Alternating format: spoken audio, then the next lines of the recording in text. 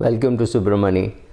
I'm going to break some myths, or I'm going to talk about things which are very unpleasant, and you may or may not like it. Sorry. There is a lot of financial learning that all of us have to do. So when videos like mine or many others or blogs are there, come, learn and leave. Right? You don't need to have an opinion on what others do. Right? Somebody comes to my blog and my YouTube channel and says, if they are earning 1 crore a year, why can't they have kids? Boss, is their call. You come, watch my video and go. It doesn't really matter what you think. That person may not even be reading your comment, and that person may not care. Many people would have told them many things, but it doesn't really matter. Each person, you decide you should have children, you have children. Somebody decides not to have children, they don't have children, right? Anyway, some of the myths that I'm going to break. My view on debt can be very different and personal than what your view on debt can be. For example, I'm anti-debt because I don't believe that you should get into debt for anything. Even for buying a house, I invested, got that money and then bought a house, right? So somebody can inherit a house, so they don't need to buy a house. But if you are 3-4 brothers or 5 children, 6 children staying in a small house, the minute you get married, you need to buy a house. So each person's requirement is very different. So to buy a house, ideally you should be investing your money, then take that money and buy a house. But that could be a 10-year process or a 15-year process, right?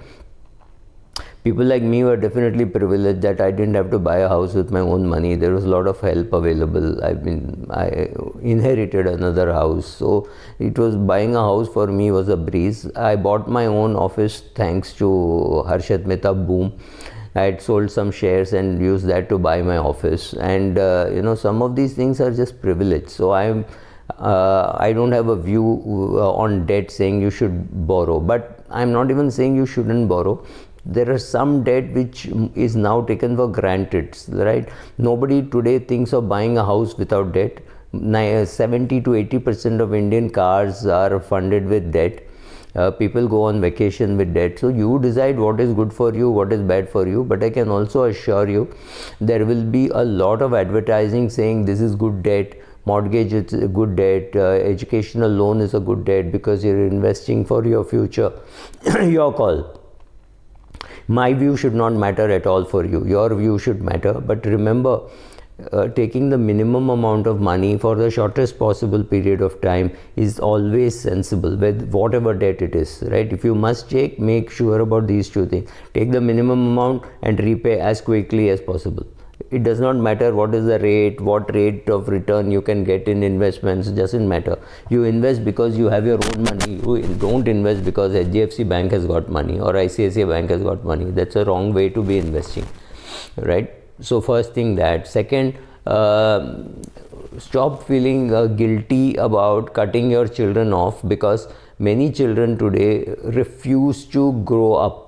So there is no point in helping your children beyond a particular point, whether it is fees, whether it is buying a house. You decide whether you want to help, and it is perfectly all right that you spend all your money on your life and don't leave them anything. That is also not bad.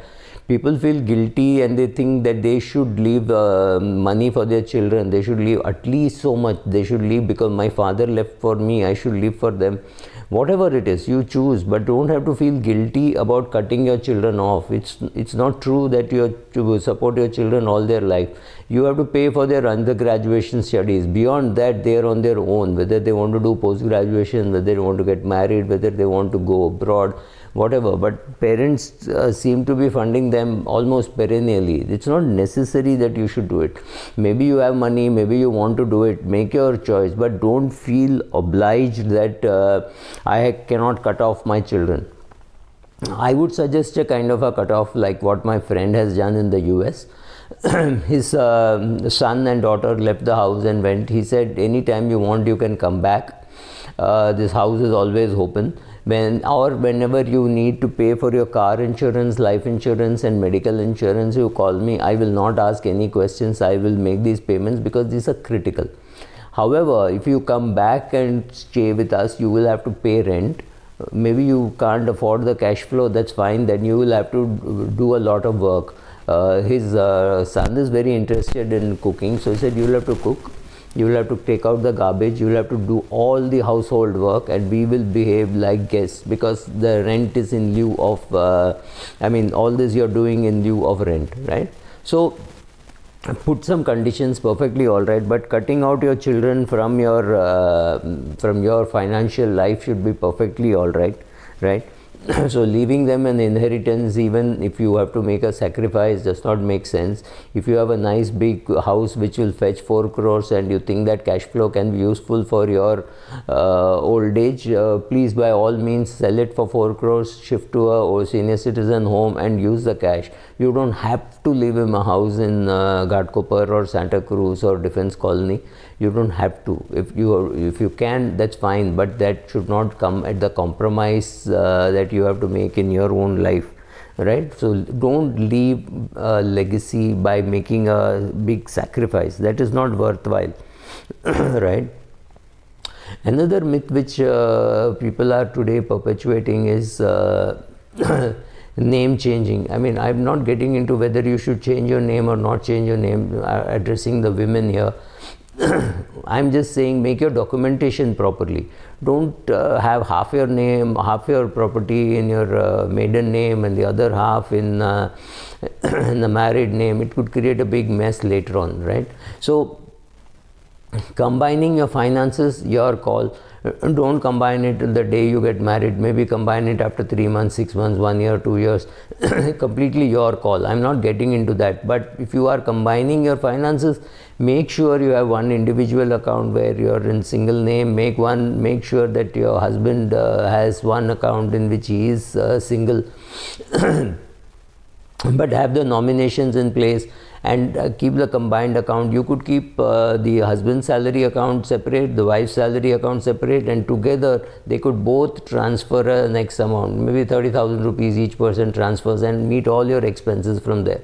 You could have another account where you pool together and make investments. Perfectly all right. Make sure you know why you have these bank accounts and how you are going to manage it. But don't think that merging the two is compulsory or merging the two is a no-no. There are women who feel that they should be kept separate, and there are men who feel that everything should be merged. There is no such hard and fast rule that you should or you should not. Make sure that you trust each other before you do that. I know one guy, whenever he invested, he made his wife the second holder, but the wife, when she invested, she made him only the nominee.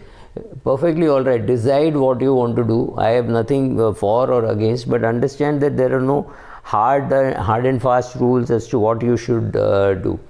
Your retirement could be very different from your parents' retirement. Maybe your dad retired at the age of 60 and died at the age of 75. You may retire at the age of 55 and die at the age of 95. You don't know how long you will live. Maybe they didn't go to a professional planner or an investment advisor. Maybe they had lesser choices. Most importantly, maybe they had a much simpler lifestyle, right? So you don't compare yourself to your parents. Your life may be far more complicated. You may need a will. Your father did not make a will. It didn't matter. Your society transferred it. Then your mother didn't make a will. Fine, society still transferred it. And then you tried selling it. You could sell off because the buyer was paying for the whole thing himself. But when you don't have a will and you transfer just by nomination, the new buyer may not have a problem, but the buyer's lender may have a problem.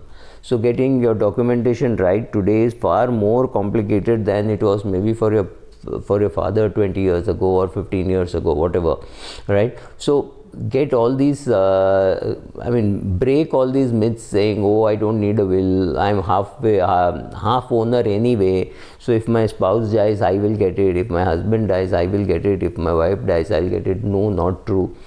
Get your documentation right, and that's it. I think I was talking more about myths, but don't get into these things. When you are in doubt, ask.